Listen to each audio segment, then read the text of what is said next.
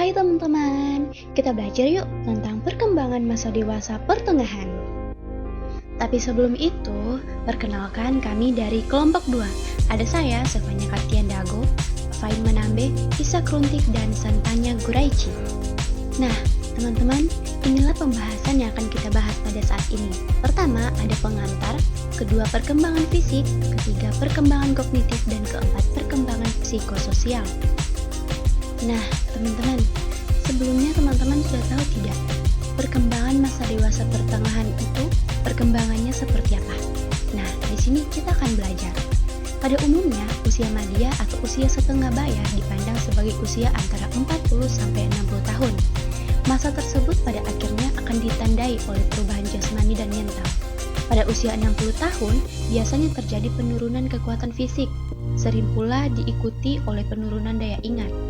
Walaupun dewasa ini banyak yang mengalami perubahan-perubahan tersebut lebih lambat daripada masa lalu, namun garis batas tradisionalnya masih nampak.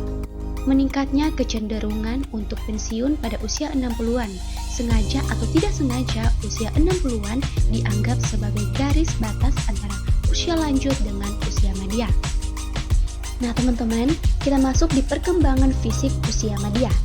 Masa dewasa pertengahan atau usia madya, pada umumnya usia madya atau usia setengah baya dipandang sebagai usia antara 40-60 tahun. Biasanya terjadi penurunan fisik, sering pula diikuti oleh penurunan daya ingat. Dan inilah karakteristik usia madya. Pertama, usia madya merupakan periode yang sangat ditakuti. Ciri pertama dari usia madya adalah bahwa masa tersebut merupakan periode yang sangat menakutkan. Diakui bahwa semakin mendekati usia tua, periode usia madya semakin terasa, lebih menakutkan dilihat dari seluruh kehidupan manusia. Dan yang kedua, usia madya merupakan masa transisi. Seperti halnya masa puber yang merupakan masa transisi dari masa anak-anak ke masa remaja dan kemudian dewasa, demikian pula masa madya merupakan masa di mana pria dan wanita meninggalkan ciri-ciri jasmani dan perilaku masa dewasanya dan memasuki suatu periode dalam kehidupan yang akan diliputi oleh ciri-ciri jasmani dan perilaku baru. Dan yang ketiga, usia madya adalah masa stres. Penyesuaian secara radikal terhadap peran dan pola hidup yang berubah, khususnya bila disertai dengan berbagai perubahan fisik, selalu cenderung merusak homeostasis fisik dan psikologis seseorang dan membawa ke masa stres. Dan yang keempat, usia madya adalah usia yang berbahaya. Ciri keempat dari usia madya adalah bahwa umumnya usia ini dianggap atau dipandang sebagai usia yang berbahaya dalam rentang kehidupan. Saat ini merupakan masa di mana seseorang mengalami kesusahan fisik sebagai akibat dari terlalu banyak bekerja, rasa cemas yang berlebihan, ataupun kurang memperhatikan kehidupan. Kelima, usia madya adalah masa berprestasi. Menurut Erikson, usia madya merupakan masa kritis di mana baik generasivitas, kecenderungan untuk menghasilkan maupun stagnasi, kecenderungan untuk tetap berhenti akan dominan. Dan yang keenam, usia madya adalah masa evaluasi. Usia madya pada umumnya merupakan saat pria dan wanita mencapai puncak prestasinya, maka logislah apabila pada masa ini juga merupakan saat mengevaluasi prestasi tersebut berdasarkan aspirasi mereka semua dan harapan-harapan orang lain, khususnya anggota keluarga dan teman. Yang ketujuh, usia madya merupakan masa jenuh. Banyak atau hampir seluruh pria dan wanita mengalami kejenuhan pada akhir usia 30-an atau 40-an. Kejenuhan tidak akan mendatangkan kebahagiaan maupun kepuasan pada usia manapun. Akibatnya, usia madya seringkali merupakan periode yang tidak menyenangkan dalam kehidupan. Nah, teman-teman, inilah tanda-tanda perubahan fisik pada usia madya. Yang pertama, ada berat badannya yang bertambah. Selama usia madya, pastinya lemak akan mengumpul pada perut dan paha kita. Dan yang kedua, berkurangnya rambut dan beruban. Rambut pada pria yang berusia madya mulai akan menipis dan terjadi kebotakan pada bagian atas kepala. Rambut di hidung, telinga, dan bulu mata menjadi lebih kaku, sedangkan rambut pada wajah tumbuh lebih lambat dan kurang subur. Rambut wanita semakin menipis dan rambut di atas bibir dan dagu semakin banyak. Baik rambut pria dan wanita mulai memutih menjelang usia 50 tahunan. Tanda-tanda perubahan fisik pada usia madya. 3. Perubahan pada kulit. Kulit pada wajah, leher, lengan, dan tangan menjadi lebih kering dan keriput. Kulit di bagian bawah mata menggembung seperti kantong, dan lingkaran hitam di bagian ini lebih permanen dan jelas. Warna merah kebiruan sering muncul di sekitar lutut dan di tengah tekuk. 4. Tumbuh menjadi gemuk. Bahu seringkali bertekuk bulat dan terjadi penggemukan pada bagian seluruh tubuh yang membuat perut kelihatan menonjol, sehingga seorang kelihatan lebih pendek. 5. Perubahan otot. Umumnya otot yang berusia madya menjadi lembek menggendur di sekitar dagu, pada lengan bagian atas dan perut.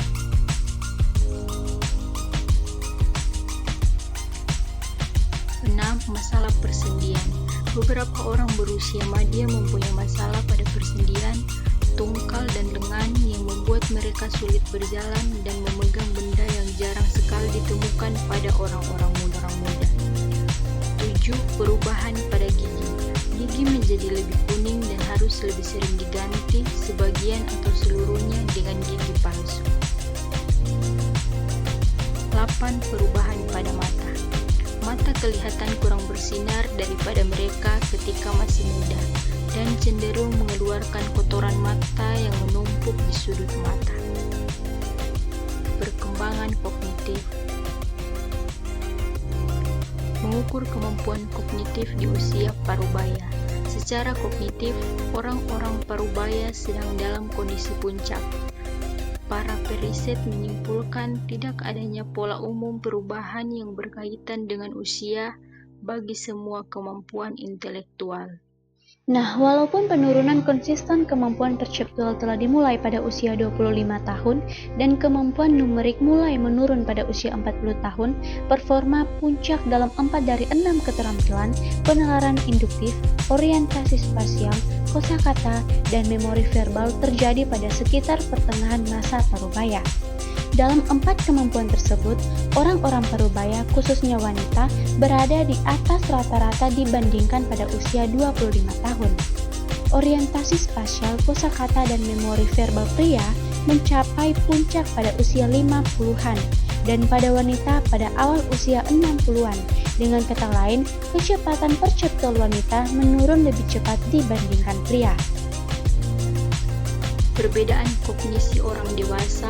1. Peran keahlian. Kemajuan dalam kepakaran terus berlanjut sepanjang masa dewasa pertengahan dan relatif terpisah dari kecerdasan umum serta berbagai penurunan dan perlengkapan pemrosesan informasi otak.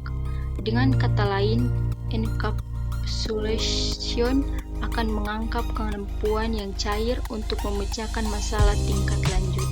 Karena itu, walaupun orang-orang parubaya mungkin membutuhkan waktu lebih lama dalam memproses informasi baru, akan tetapi mereka lebih percaya diri dalam memecahkan masalah dalam bidangnya dengan penilaian yang dikembangkan dari pengalaman.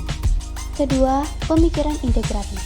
Walaupun tidak dibatasi kepada periode tertentu masa dewasa, pemikiran postformal tampaknya pas dengan tugas yang kompleks, multiperan, dan pilihan yang membingungkan, serta tantangan pada masa parubaya. Orang dewasa yang sudah matang mengintegrasikan logika dengan intuisi dan emosi. Mereka mengintegrasikan fakta dan ide yang saling bertentangan, dan mereka mengintegrasikan informasi baru dengan apa yang telah mereka ketahui. Ketiga, pemecahan masalah. Dalam sebuah studi, kualitas keputusan praktis hanya mengandung hubungan-hubungan yang sederhana jika ada dengan kinerja tugas seperti itu dalam tes kecerdasan dan seringkali tidak ada hubungannya dengan usia. Dalam salah satu studi, 80 orang dewasa berusia antara 20-79 tahun mendapatkan 2 jenis masalah. Salah satu di antaranya adalah seperti permainan dan 20 pertanyaan. Nilai yang tinggi diberikan pada respons yang menunjukkan kecakapan diri dan kesadaran akan sejumlah kemungkinan penyebab dan solusinya. Sebagian studi fokus pada masalah instrumental atau aktivitas kehidupan sehari-hari seperti membaca peta. Kemungkinan ini juga adalah kemampuan ini amat berkaitan dengan kecerdasan cair dan menunjukkan penurunan beriring usia. Salah satu hal yang tampak jelas, orang-orang parubaya cenderung menjadi pemecah masalah praktis yang efektif. Keempat, kreativitas. Kreativitas dimulai dengan bakat, tetapi bakat saja tidak cukup. Anak-anak mungkin menunjukkan potensi kreativitas, akan tetapi dalam diri orang dewasa yang dihitung adalah performa kreatif. Apa dan seberapa banyak pikiran kreatif dapat dihasilkan? Performa kreatif adalah produk jaring kekuatan biologis, personal, sosial, dan kultural. Kreativitas tersebut muncul dari interaksi dinamis di antara para pencipta, aturan, dan teknik domain tersebut, dan kolagen yang bekerja dalam domain tersebut. Bakat khusus lebih banyak didapat dari belajar ketimbang keturunan karena bakat tersebut pelatihan dan praktik sistematis. Kreativitas berkembang sepanjang hidup dalam konteks sosial dan tidak harus dalam nurturing environment agar hal tersebut datang dari ragam pengalaman yang melemahkan pembatasan konvensional dan dari pengalaman menantang yang menguatkan kemampuan untuk tekun dan mengatasi hambatan. 5. Kreativitas dan kecerdasan. Kecerdasan umum yang diukur dengan tes IQ standar hanya sedikit memiliki hubungan dengan performa kreatif. Orang kreatif memperlihatkan pemahaman istimewa dengan 3 cara. Pertama, mereka mengambil informasi yang relevan dengan masalah tersebut, seringkali informasi yang tidak dipikirkan atau dipertimbangkan orang lain. Kedua, mereka menyatukan semua itu, melihat hubungan antara dua keping informasi yang tampaknya tidak berhubungan. Ketiga, mereka melihat analogi antara masalah baru dan salah satu yang telah mereka hadapi sekali kemampuannya menjadi lebih dengan penanganan dan pengetahuan. Keenam, kreativitas dan usia. Kurva usia muncul ketika kreativitas diukur dengan variasi pada keluaran atau jumlah publikasi, lukisan, dan komposisi. Seseorang yang meniti karir kreativitasnya selama dekade terakhir bisanya hanya menghasilkan setengah dari karya sepanjang akhir usia 30 atau 40. Walaupun pada tingkatan tertentu lebih banyak ketimbang saat mereka berusia 20-an, akan tetapi kurva usia tergantung kepada bidangnya. Penyair pakar matematika dan teorikus fisika cenderung mencapai puncaknya pada akhir usia 20-an atau awal 30-an. Ketujuh, kerja dan pendidikan. Dalam masyarakat terintegrasi berdasarkan usia, semua jenis peran belajar, bekerja, dan bermain terbuka bagi orang dewasa di semua usia. Mereka dapat menselang-selingkan periode pendidikan, pekerjaan, dan bersantai sepanjang rentang kehidupan. Segala hal tampaknya bergerak dalam arah tersebut. Orang dewasa yang sudah matang mengambil kelas sore atau mengambil waktu libur untuk mengejar minat khusus mereka. Seseorang bisa memiliki beberapa karir secara berurutan yang tiap karir tersebut menuntut pendidikan atau pelatihan tambahan. Kedelapan, pola dan lajur pekerjaan. Dalam masyarakat yang sedang mengalami perubahan yang dramatis, keputusan karir seringkali berujung terbuka. Orang-orang yang berpola karir stabil bertahan dengan satu pekerjaan dan pada usia pertengahan seringkali sudah mencapai posisi yang berkuasa dan memiliki tanggung jawab. Sebaliknya, orang yang mengikuti pola berpindah tidak terus bertahan pada pilihan pekerjaan awal mereka, mencoba mencapai kecocokan yang lebih baik antara apa yang dapat mereka lakukan, apa yang mereka inginkan, dan harapan dari pekerjaan mereka, dan keuntungan dari apa yang mereka dapatkan dari hari ini. Perkembangan psikososial. Pertama, perubahan pada masa pertengahan. Perubahan yang terkait dengan kebutuhan naturasional atau tigas yang akan dialami seluruh manusia pada masa tersebut, perubahan yang berkaitan dengan peran yang didukung secara kultural atau peristiwa secara yang memengaruhi populasi tertentu, dan perubahan yang berkaitan dengan pengalaman tidak biasa atau timing yang tidak biasa dalam peristiwa hidup. Teori klasik yang membahas ketiga tipe model ini adalah model tahapan normatif dan model timing of event. Model tahapan normatif. Erikson melihat bahwa tahun-tahun sekitar usia 40 sebagai masa ketika orang memasuki tahap kenormatifan. Ketujuhnya, generativitas versus stagnasi. Generativitas sebagaimana yang telah didefinisikan oleh Erikson, perhatian orang dewasa untuk membangun dan membumbung generasi selanjutnya, mengabdikan dirinya melalui pengaruhnya terhadap yang generasi selanjutnya. Timing of event atau jam sosial. Perkembangan kepribadian orang dewasa lebih bergantung kepada peristiwa kehidupan yang penting dibandingkan pada usia. Usia pertengahan seringkali menimbulkan restrukturasi peran sosial. Anak yang pergi menjadi kakek atau nenek, mengubah pekerjaan atau karir, dan akhirnya pensiun. Perkembangan identitas. Erikson mendefinisikan formasi identitas sebagai masalah utama pada masa remaja. Dia menerangkan bahwa identitas terus berkembang. Memang benar, sebagian pakar perkembangan memandang proses pembentukan identitas sebagai isu sentral pada masa dewasa. Identitas dapat mengandung bukan hanya satu diri, tapi beberapa, termasuk diri dari sosok impian seseorang dan diri dari sosok yang dihindari. Kedua, kesehatan psikologis dan kesehatan mental positif. Kesehatan mental bukan hanya bersih dari penyakit mental. Kesehatan mental positif mengandung perasaan akan kenyamanan psikologis yang amat berkaitan dengan perasaan akan keberadaan diri yang sehat. Teori kontak sosial merujuk kepada teori konvoi atau persahabatan sosial. Orang-orang menjalani kehidupan dengan dikelilingi oleh social konvoi atau pertemanan sosial, lingkaran teman dekat dan anggota keluarga dengan berbagai tingkat kedekatan yang kepada merekalah dia dapat menggantungkan pertolongan, kesejahteraan, dan dukungan sosial, dan sebagai imbalannya mereka menawarkan perhatian, kasih sayang, dan dukungan. Berikut ada 3 tujuan utama dari interaksi sosial. Pertama, sumber informasi.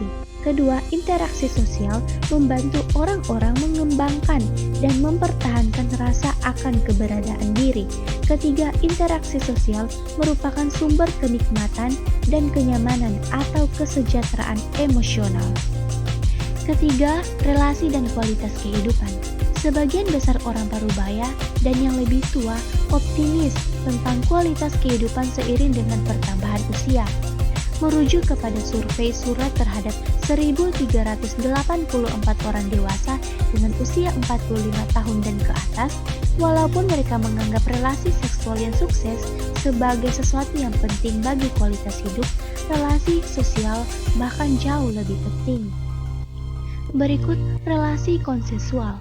Pertama, perkawinan. Perkawinan parubaya pada masa kini amat berbeda dari yang sebelumnya. Ketika harapan hidup memendek, pasangan yang tetap bersama selama 25 tahun atau 40 tahun merupakan sesuatu yang langka. Pola paling umumnya adalah perkawinan tersebut terputus oleh kematian dan ditinggal menikah kembali. Orang-orang memiliki banyak anak dan mengharapkan mereka tinggal di rumah sampai menikah. Karena itu, kesendirian merupakan ketidakbiasaan bagi suami atau istri parubaya. Perceraian pada masa parubaya. Perceraian pada masa parubaya relatif jarang. Sebagian besar perceraian terjadi pada 10 tahun pertama perkawinan. Karena itu, bagi orang-orang yang bercerai pada masa parubaya, ketika dia telah menyangka hidupnya mereka telah mapan, perpisahan tersebut dapat menjadi traumatis, terutama bagi wanita yang lebih dipengaruhi secara negatif oleh perceraian di usia berapapun dibandingkan pria. Relasi gay dan lesbian. Gay dan lesbian yang pada saat ini memasuki parubaya tumbuh pada waktu di mana homoseksualitas dianggap sebagai penyakit mental dan homoseksual cenderung dikucilkan. bukan hanya dari komunitas tetapi juga dari sesama homoseksual. Berikut pertemanan. Sebagian yang diprediksi teori Cartensen, jaringan sosial cenderung menjadi lebih kecil dan lebih intim pada masa parubaya. Dibandingkan orang yang lebih muda, orang-orang parubaya hanya memiliki sedikit waktu dan energi yang bisa diberikan kepada temannya. Mereka terlalu sibuk dengan keluarga dan pekerjaan serta membangun pengaman untuk masa pensiun. Relasi dengan anak yang sudah dewasa. Sebagian besar orang tua pada bagian ini, awal parubaya, harus menghadapi serangkaian isu yang berbeda, yang bersumber dari anak yang akan segera meninggalkan atau sarang ketika anak menjadi dewasa dan memiliki anak-anaknya sendiri. Keluarga intergenerasi berlipat ganda dalam jumlah dan koneksi. Anak remaja atau isu bagi orang tuanya merupakan hal yang ironis. Orang dari dua waktu kehidupan yang secara populer dihubungkan dengan krisis emosional, remaja dan parubaya seringkali tinggal dalam satu rumah. Biasanya orang dewasa parubaya yang menjadi orang tua anak remaja. Pada saat menghadapi masalah mereka sendiri, orang tua harus berhadapan setiap harinya dengan anak muda yang sedang mengalami perubahan besar pada fisiknya. Ketika anak-anak meninggalkan rumah atau the empty. Riset juga menentang ide populer tentang emptiness, transisi yang seharusnya sulit terutama bagi wanita. Walaupun sebagian wanita yang terlalu menghayati perannya sebagai seorang ibu memiliki masalah pada saat ini, jumlah mereka dikalahkan oleh para wanita yang menemukan kemerdekaannya. Parenting anak yang sudah dewasa, bahkan bertahun-tahun aktif berakhir dan anak meninggalkan rumah untuk selamanya, orang tua tetap orang tua. Peran orang tua pada masa parubaya terhadap anak muda menimbulkan masalah baru dan menuntut sikap dan perilaku bagi kedua belah pihak. Parenting yang berkepanjangan. Sejak tahun 1980-an di sebagian besar negara barat, semakin banyak anak yang sudah dewasa menunda untuk meninggalkan rumah. Lebih jauh lagi, revolving door syndrome atau sindrom pintu berputar terkadang disebut fenomena bumerang, menjadi semakin umum seiring dengan meningkatkan jumlah dewasa awal, terutama pada pria yang kembali ke rumah orang tua mereka, terkadang lebih dari sekali dan kadangkala kembali bersama keluarganya. Ikatan dengan kekeluargaan lain. Pada masa parubaya, ikatan kekeluargaan paling awal ini bisa jadi muncul lagi dalam cara yang baru, seiring dengan bergesernya tanggung jawab terhadap orang tua yang sudah menular kepada anak-anak mereka yang sudah parubaya. Hubungan dengan orang tua yang sudah usur. Kontak dan bantuan mutual adalah antara anak yang telah berusia parubaya dengan orang tua mereka yang sudah cukup kuat. Ikatan ini tumbuh dari keterikatan sebelumnya dan terus berlangsung sepanjang keduanya hidup. Menjadi pengasuh bagi orang tua yang sudah sepuh, banyak orang tua yang sudah sepuh menerima perawatan di rumahnya sendiri atau di rumah yang merawat. Kesempatan untuk menjadi perawat terhadap orang tua yang sudah sepuh meningkat sejalan dengan usia. Relasi dengan saudara kandung. Hubungan dengan saudara kandung mungkin merupakan hubungan terpanjang dalam kehidupan seseorang. Sekitar 85% parubaya Amerika memiliki paling tidak satu saudara kandung yang masih hidup, dan kebanyakan saudara kandung tetap saling berhubungan. Saudara perempuan khususnya selalu terjangkau dan siap membantu orang lain. Berikut grandparenthood atau menjadi kakek dan nenek. Seringkali grandparenthood mulai sebelum parenting aktif selesai. Dengan rentang kehidupan yang memanjang saat ini, banyak orang dewasa yang menghabiskan beberapa dekade menjadi seorang kakek atau nenek, karena wanita cenderung berusia lebih panjang dibandingkan pria.